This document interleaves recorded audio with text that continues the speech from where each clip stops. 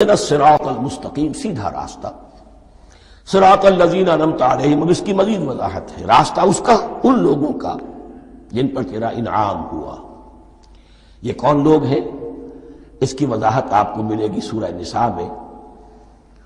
من یطع اللہ والرسول فاولئک مع الذین انعم اللہ علیہم من النبیین والصدیقین والشہداء والصالحین۔ چار طبقات ہیں منعم علیہم، جن پر اللہ کا انعام ہوا ہے۔ چوٹی پر انبیاء کرام، اس کے بعد صدیقین کرام، اس کے بعد شہداء عظام، اس کے بعد عام صالح مسلمان، صالح ہو۔ یہ بیس لائن ہے۔ اس سے اوپر کا درجہ شہداء کا ہے، اس سے اوپر کا درجہ صدیقین کا ہے، اور پھر اس سے اوپر کا درجہ انبیاء کا ہے۔ انبیاء میں سے پھر وہ بھی ہوتے ہیں کہ جو اولو العزم میں من الرسل ہیں، لیکن یہ چار طبقات ہیں، ان کے راستے پر ہمیں چلا۔ غیر المغضوب علیہم ولا الضالین، جو مغضوب علیہم نہیں ہوئے، جن پر تیرا غضب نہیں ہوا۔ اور غضب ہوتا ہے ان پر کہ جو ہدایت کے واضح ہونے کے بعد ہدایت کو ترک کر دیں، وہ ہے مغضوب علیہم۔ جنہیں ہدایت مل گئی ہو، ہدایت کو پہچان لیا ہو، پھر اپنی شرارت نفس کی وجہ سے، اپنی نفسانیت کی وجہ سے، اپنے تکبر کی وجہ سے، اپنے حسد کی وجہ سے وہ اس حق کو رد کر دیں، اس کو ترک کر دیں، ان پر اللہ کا غضب آتا ہے۔ اور اس میں اس کی بہت بڑی مثال تاریخ کے اعتبار سے یہودی ہیں۔ اللہ نے انہیں ہدایت دی، کتابیں عطا کی، تورات، انجیل، زبور، سینکڑوں نبی ان میں مبعوث کیے، 1400 برس تک نبوت کا تار ٹوٹا ہی نہیں، مسلسل۔ ابتدا میں بھی 2 نبی، موسیٰ اور ہارون، اور اختتام پر بھی 2 نبی، عیسیٰ اور یحییٰ علیہ السلام، اور ان کے مابین کوئی لمحہ نہیں آیا ہے تاریخ بنی اسرائیل میں جبکہ کوئی نہ کوئی نبی موجود نہ ہو۔ لیکن انہوں نے اپنی شرارت نفس کی وجہ سے ہدایت تورات سے بھی منہ موڑا، اور پھر سب سے بڑی بات یہ کہ ہدایت محمدی سے، ہدایت قرآنی سے بھی صلی اللہ علیہ وسلم منہ موڑا۔ وہ ہے مغضوب علیہم ولا الضالین، اور نہ ہی گمراہ ہوئے۔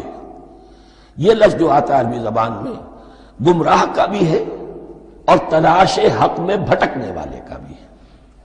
ایک وہ شخص ہے جس پر حق ابھی واضح نہیں ہوا، وہ تلاش میں ہے، اس کے لیے بھی ضال کا لفظ آئے گا۔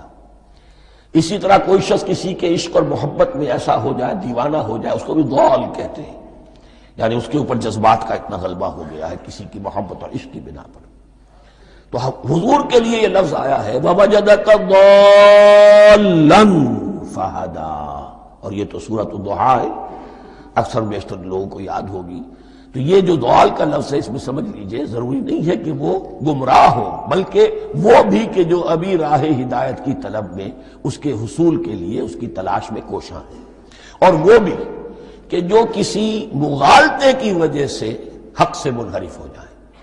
یہ بھی جان لیجئے کہ ایک ہے بدنیتی، تکبر، حسد، حق کو جان کر پہچان کر رد کر دینا یا چھوڑ دینا یا ترک کر دینا۔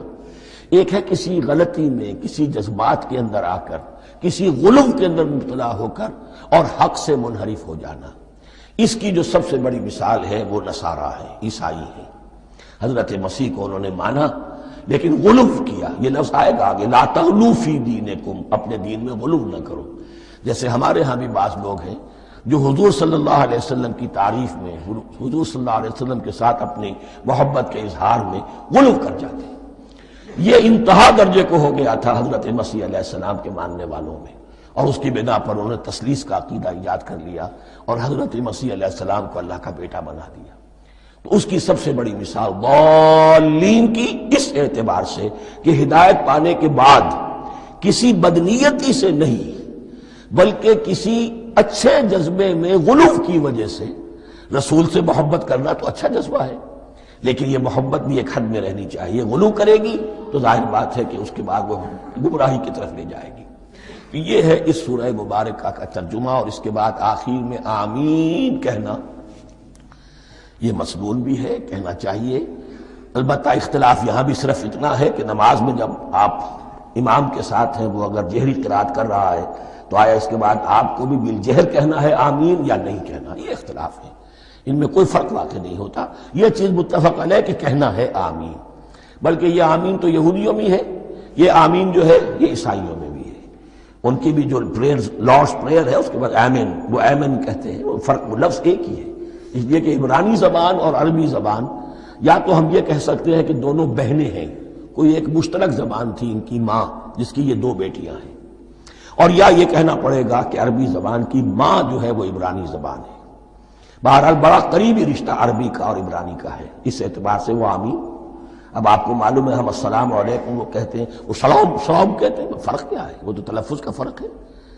اسی طریقے سے اور بہت سے الفاظ ہیں، میں بعد میں بتا۔ اب میں اس